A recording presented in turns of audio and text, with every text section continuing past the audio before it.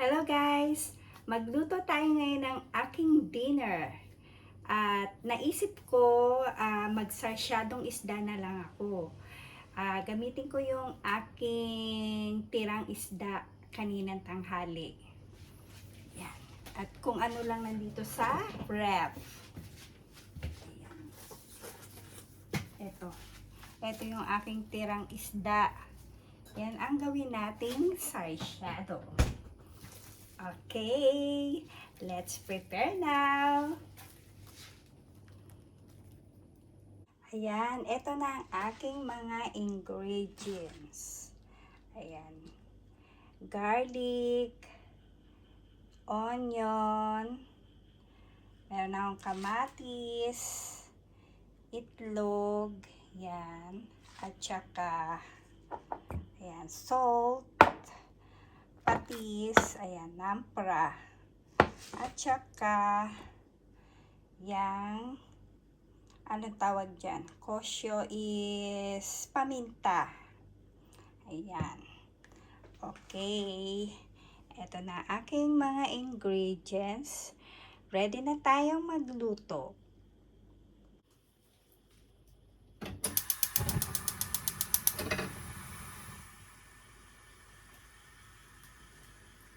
Ayan, magpainit muna tayo ng kawali.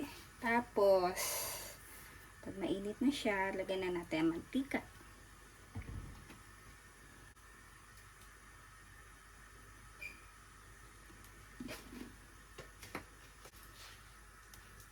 Ayan, ayan. Bawang. Ayan. Gusto ko bawang inuuna para yung amoy niya, mabango kasi yung bawang. Gusto ko yung amoy niya. Tapos, sunod na natin ang sibuyas.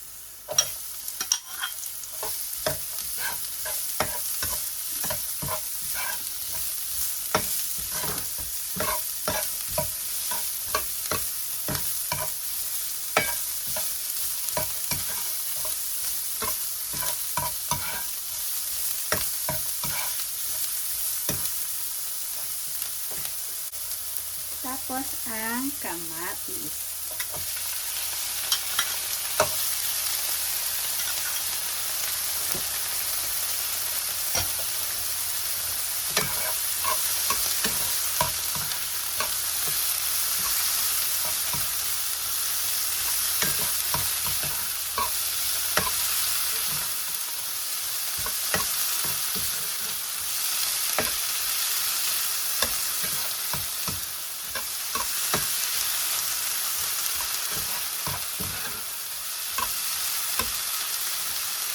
Tapos, itong kosyo.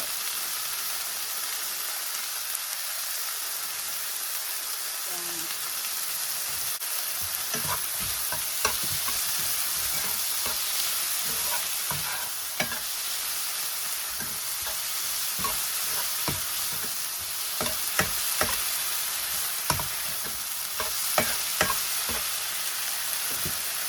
Tapos, yung ating patis. Ayan, natin. Kunti lang.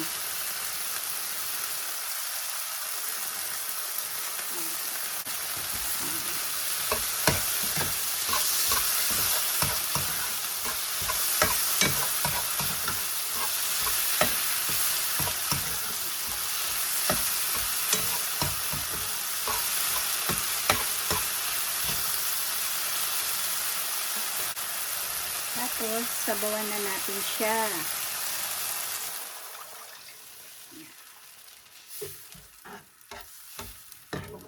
Isang tasa. Kulang pa siguro. Lagyan pa natin ng konti. Ayan.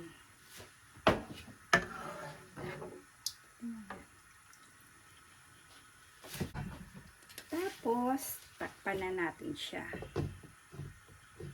Yan. Habang nagtatakip, pinakukuluan natin, bati naman tayo ng itlog.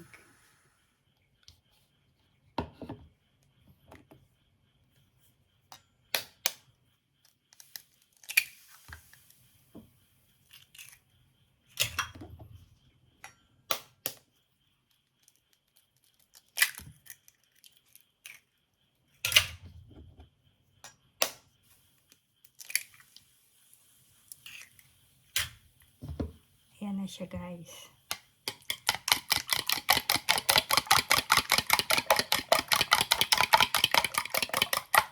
Lagyan natin siya ng salt.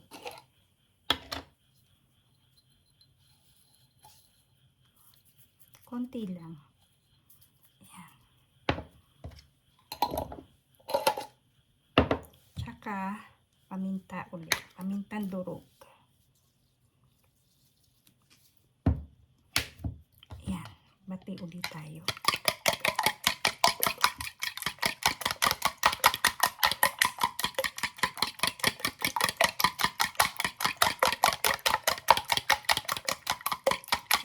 Tapos, set aside na natin muna yan. At, punta natin yung ating pinakuluan. Ayan, ito na yung ating kumukulong. Ayan siya. Ayan, tapos, ilagay na natin yung ating tirang piniritong isda. Ayan siya.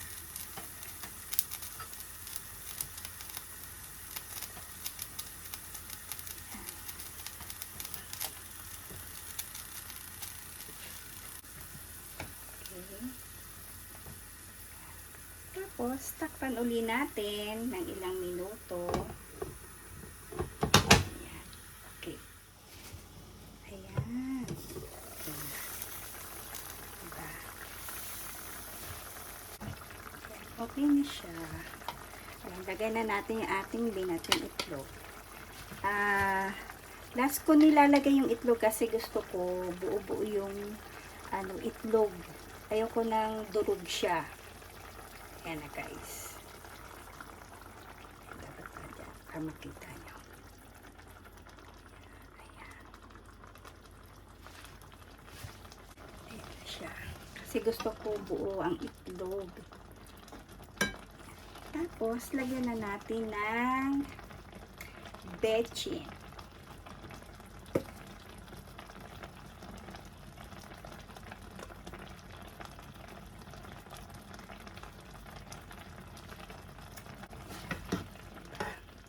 Medyo buo na yung itlog. Ayan. Gusto ko ganyan. Ganyan siya. Tapos, tikman natin kung okay na sa panlasa. Dagdagan natin ng asin kung matabang pa.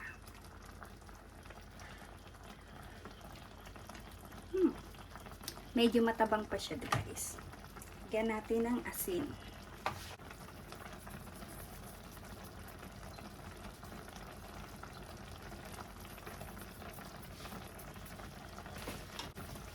Ayan na siya. Diba?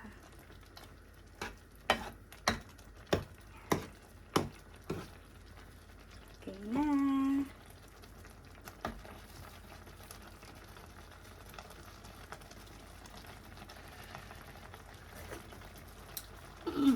Okay na siya.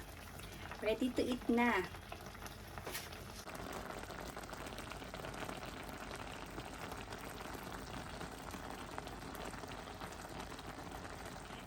Ngayon ang aking sarsyadong isda. Diba? Ang sarap, guys. Ayan, kain na tayo. Tikman natin. Gusto ko yung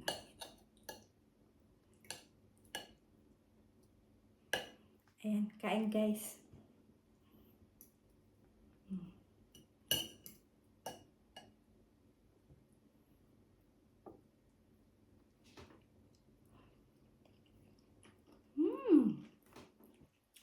Ang sarap.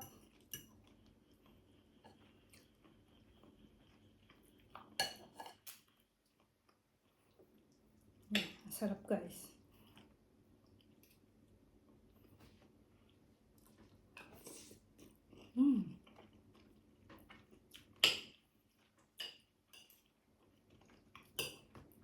Yung matitira, bukas naman ng umagahan ko.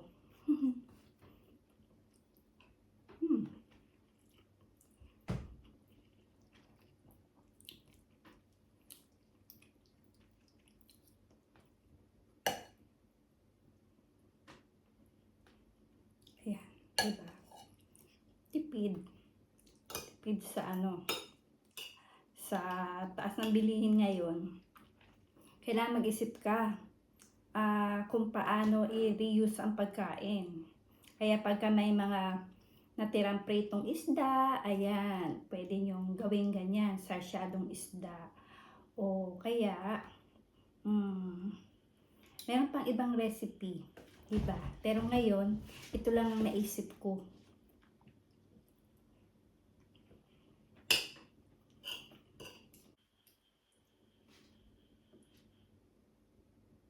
Ingat lang sa tinik.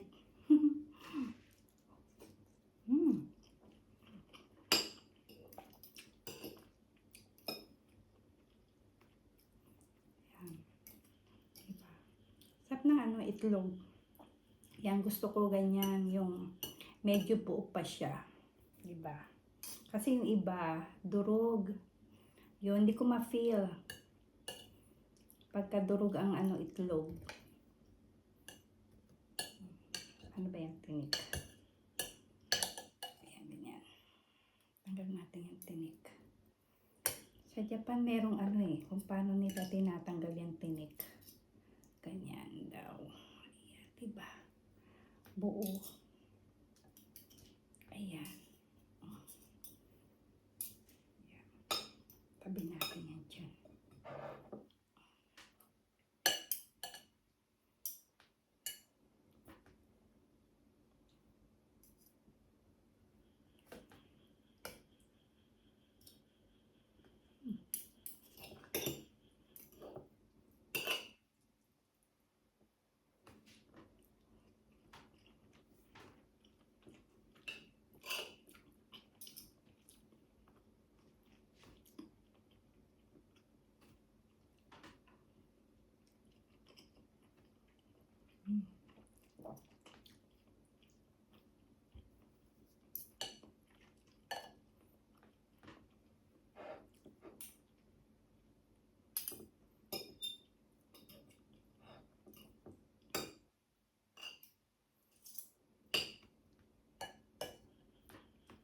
Ayan.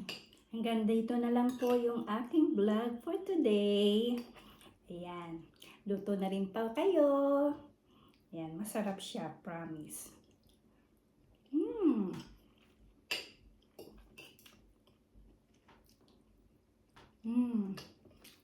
Bye-bye. See you ulit sa next na pagluluto.